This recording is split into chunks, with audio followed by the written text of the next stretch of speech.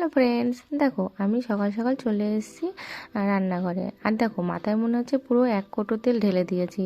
আর কি বলতো, মানে সকাল সকাল চলে এসেছি কেন রান্নাঘরে, কালকে ছিল আমার ছেলের জন্মদিন। আর কালকে যেহেতু শনিবার ছিল, তো সেই কারণে আর কি মাছ মাংস কোনো কিছুই ছিল না, সব কিছুই ছিল নিরামিষ।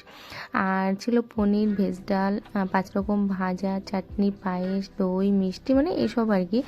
আর মানে এই প্রথম, মানে যতদিন ধরে ওকে জন্মদিন করছি ততদিন মানে কোনো দিনও আমি এরকম নিরামিষ খাবার ওকে খাওয়াইনি। তো এই প্রথম যেহেতু শনিবার বলে ওকে আমি নিরামিষ করে দিয়েছি, মাছ মাংস হয়নি। আর যেহেতু ও মাছটা খায় না, মাংসটাই হয়, প্রত্যেক বছর মাংসটাই হয়। আর তারপরে কি জানো তো, কেকও কাটেনি। এখন বড় হচ্ছে বলে মানে দিন দিন চেঞ্জ হয়ে যাচ্ছে। প্রথমে বলেছিল যে না মাংস না, শনিবার শোনা, ঠিক আছে কালকে করে দেবো, এরকম একটা।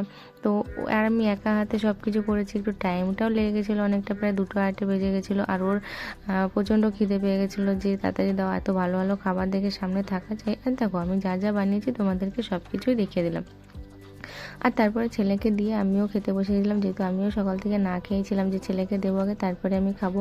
আর মানে বসে থেকে কি করব, তার জন্য ও সোনাকে দিয়ে আমিও খেতে বসে গেছিলাম, যে আমারও প্রচণ্ড খিদে পেয়েছে। খেতে খেতে তারপরে দেখি আবার ফৌজিবাবু ভিডিও কল করছে।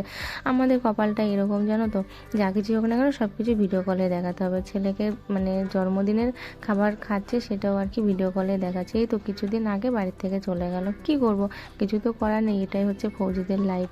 মানে সব কিছুই আর কি মানে ভিডিও কলে, তাও তো ভালো নেটওয়ার্ক পাচ্ছি, ভিডিও কলে দেখাতে পারছি সময় তো।